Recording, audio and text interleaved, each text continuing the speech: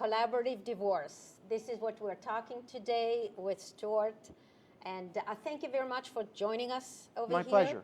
And you came highly, highly recommended by Jeffrey Wasserman, who has gone from 50 years of litigation to become a collaborative attorney, primarily. So I'd like to learn a little bit about your journey.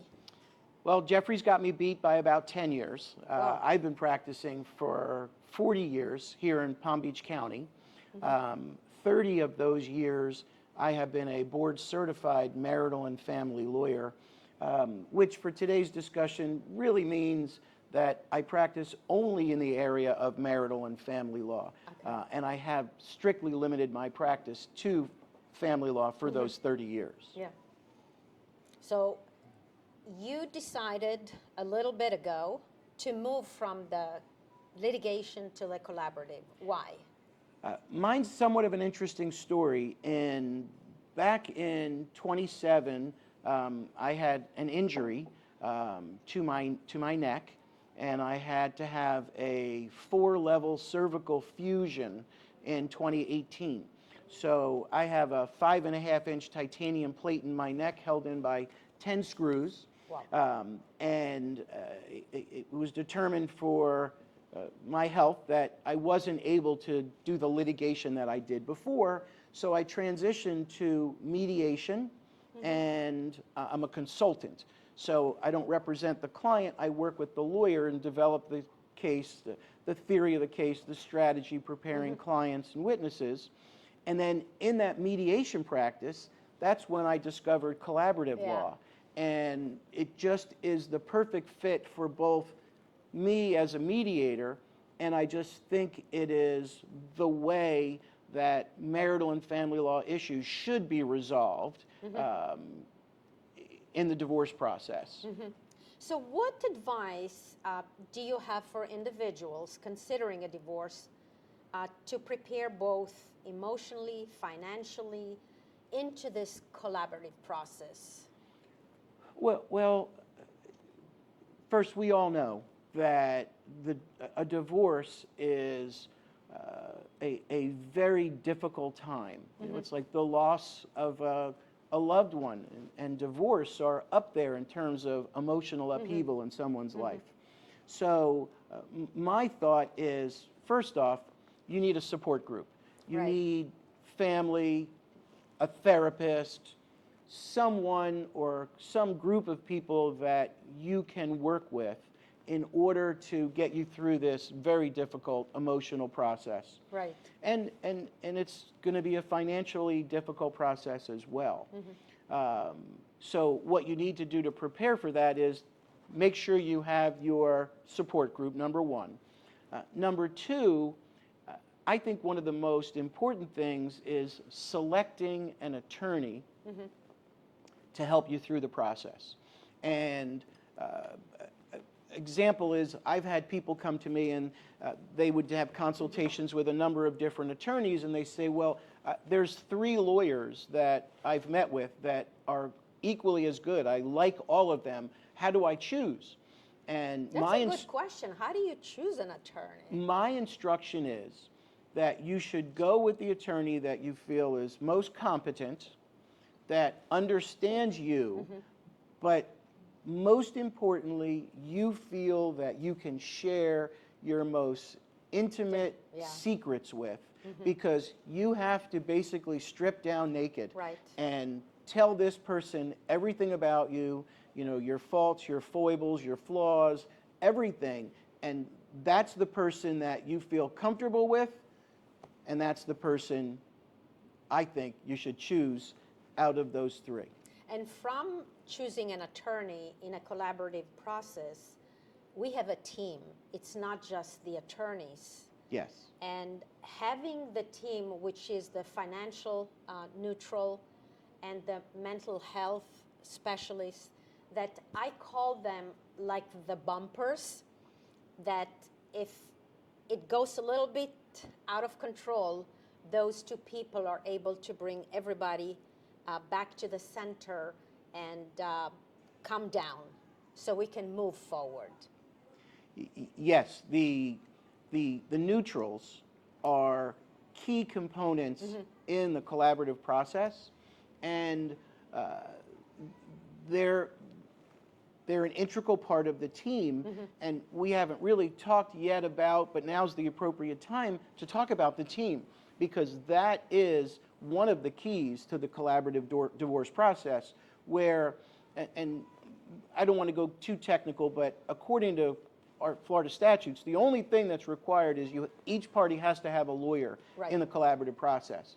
But the way our group does it is we have a mental health neutral, we have a financial neutral, and the 2 lawyers. And sometimes we'll bring in others. Sometimes we'll have a child specialist to deal with the kids' issues if we have really troubling issues. We may have some specialist in the mental health field if we've got severe mental health issues. But that's sometimes where I come, and that's when they call me in. I'm not one of the team members, but I can assist with a divorce mortgage planning, because sometimes the couple have the family home. What are we going to do with it? And that is a real key, where you have that mortgage specialist that can guide the couple as to really multiple areas, where it might be selling the house, where you can advise and help them in selling the house because of your background and experience, but getting them into a new home. Might be the husband, it might be the wife, it might be both. And you can help guide the lawyers as to the language you need for underwriting in order for that individual to qualify for the mortgage on the house that will take them through the next stage of their life. Absolutely. You hit the nails on the head. And I got into the collaborative because people were coming to me after they signed the marital settlement agreement. And I said, I cannot do what it says to do. Yes. Because nobody thought to take the time to ask the people to actually get pre-approved, check their qualification, check income. There are some incomes that people get that I cannot count as qualified income. But had we wrote something in the settlement agreement in a different way, we could have used it. And it's not only the income, it's also the debt, where if you assign debt to an individual in the marital settlement agreement, the underwriter can't use that debt into the ratios. Absolutely. When they're calculating how you're going to qualify, or if you're going to qualify for the mortgage. So it's very important to bring the specialist into the process before the agreement's written up. Absolutely. Before. That's how I got involved. So after seeing what we saw, what would you say are the main benefits of choosing collaborative for couples who are choosing to get a divorce? Just maybe 1 or 2. Well, the easiest, most overriding component, in my opinion, to answer your question, is that when you're in litigation, it's by nature, by definition, adversarial. Whereas... Thanks for joining us at the Collaborative Divorce Podcast. We are happy that you are here. Please subscribe so you can stay tuned to any news that we have for you. This episode was brought to you by myself, Racheli Refael, divorce mortgage planner here at Fairway. Let us help you and guide you through the process to choose the right divorce process that fits you. We're in a process that is cooperative. Collaborative law is a cooperative process. And too many parties, lawyers, forget that after the final judgment is entered, these folks still have to go on with their life, raise their children. And in the collaborative process, it allows the parties to make their decisions moving forward rather than what I refer to the stranger in the black robe. And it allows that family to move on Yeah. and not have the anger, the frustration, and the emotional upheaval and the financial upheaval. You can save literally hundreds of thousands of dollars in the collaborative process over the litigation. Absolutely. Sometimes people think because there is an upfront fee for the team, it's expensive. But if you compare it to the long, dreading kind of a process of litigation, it is at the end a lot more financially beneficial to the couple. And hey, if they don't spend it in litigation, they can spend it on their kids. They can spend it to move on to their next home. They can spend it on themselves. Absolutely. Whatever works for them. And, Yeah. and here's an easy explanation where we have a mental health specialist, we have a financial neutral. In litigation, each side is going to have a forensic Their accountant. own. Here we have one forensic accountant. So we In share that cost. Share the cost Yeah. equally. And in litigation where there's contested children's issues, you may have an individual on each side that's a mental health professional. Now we have one mental health professional. And that mental health professional, as we talked about before, may help guide you through the process so you don't go into litigation mode. They bring you back into the collaborative, cooperative process. Especially when they are kids.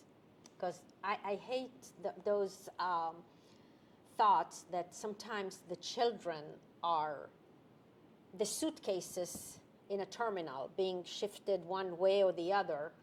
And if we put the children first and think about how do we make it so it's easier for them, because for them it's hard that their mom and dad are no longer together. Oh, it's very difficult for children. And we may get into it a little bit more down the road in today's discussion, but in our statute, the overriding interest is always the best interest and welfare of the children. But when you're in litigation, which I'll equate to when you're in combat, you don't necessarily have the ability to focus on the children. You're drawn in other directions.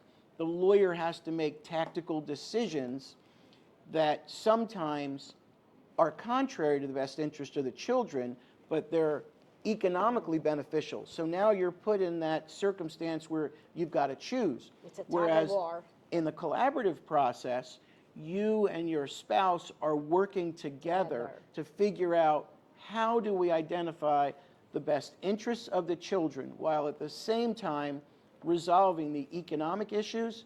Because remember, the man or woman in a black robe, they've got 1,500, 3,000 cases. You're just another day on their docket. They are literally a stranger to you, and they don't have the time. And they're strange to the kids. Absolutely. Yeah. So after that, what would you say the biggest challenges that couples are facing during a collaborative divorce? What could derail the process? So the collaborative process, when you start it, you have what's called a participation agreement. Okay. And it outlines the rules of the process. And one of the things that is causing resistance by many lawyers or parties is if you leave the collaborative process and go to litigation, the lawyers are disqualified. You have to hire new lawyers. The experts, financial, mental health, they're disqualified. So you're starting from scratch. Starting over. Wow. So that's one of the issues that you get pushback on, but that's also the challenge to keep everybody in the collaborative process. So what happens, you'll see people starting to veer towards litigation arguments, litigation attitude, and that's where the mental health professional will come rein them in, or the lawyers will rein their own clients in, and sometimes the mental health professional or one lawyer or the other has to rein in the other side to stay collaborative. And if you think about it, for those lawyers that are similar age to me, or they've got, whether it's 10, 20, 30 plus years, they're trained to litigate. This is going ahead and learning a new language, a new narrative. Yes. Something that and I think that because you have the team, you have other people that together, sometimes I can nudge you and I can say, hey, Stuart, let's do it this way, or you can tell me if I'm on the other side, I'm a lawyer, let's do it this way, and together you come up to a solution that's beneficial for the couple, for their kids, for their next chapter in their life. And the collaborative process has built-in methods to do that. For example, when there's a meeting, so the collaborative process is built around meetings, which are generally 2 hours long. But you have a pre-brief where the professionals, not the parties, will get together for a half an hour before the meeting and discuss the agenda and what's going to happen. Then you'll have your 2-hour meeting, and then you'll have your debrief. And in both of those pre and post meetings, you'll address if somebody is veering off, either to go into this meeting or to come out of it and go to the next meeting. So the process is designed to address or avoid parties or lawyers going astray from the collaborative process. That is amazing. Stuart, I really appreciate that. You came over here, you shared with us some of your thoughts about the collaborative practice. And I invite, if any of you out there thinking about a divorce, think about the collaborative process. Ask the attorney, are you a collaborative trained attorney? And yes, they do need to be trained. And would you consider doing the collaborative process rather than litigation? At the end of the day, it works better for everybody. So if somebody wants to reach out to you, how do they get a hold of you? I'm easy to get a hold of. I give people my cell phone. An attorney with a cell phone. My cell phone is 561-373-6869, and my office number is 561-655-3993. And then everybody these days, especially younger than me, does everything by email. So my email is stuart@manofmediation.com. Stuart like the town. Okay. So we'll do that. We'll put the information below. And if you want the collaborative guide to divorce, please comment divorce, and we'll share it with you. Thank you so much. Bye-bye. Great job. That was excellent. Thank you.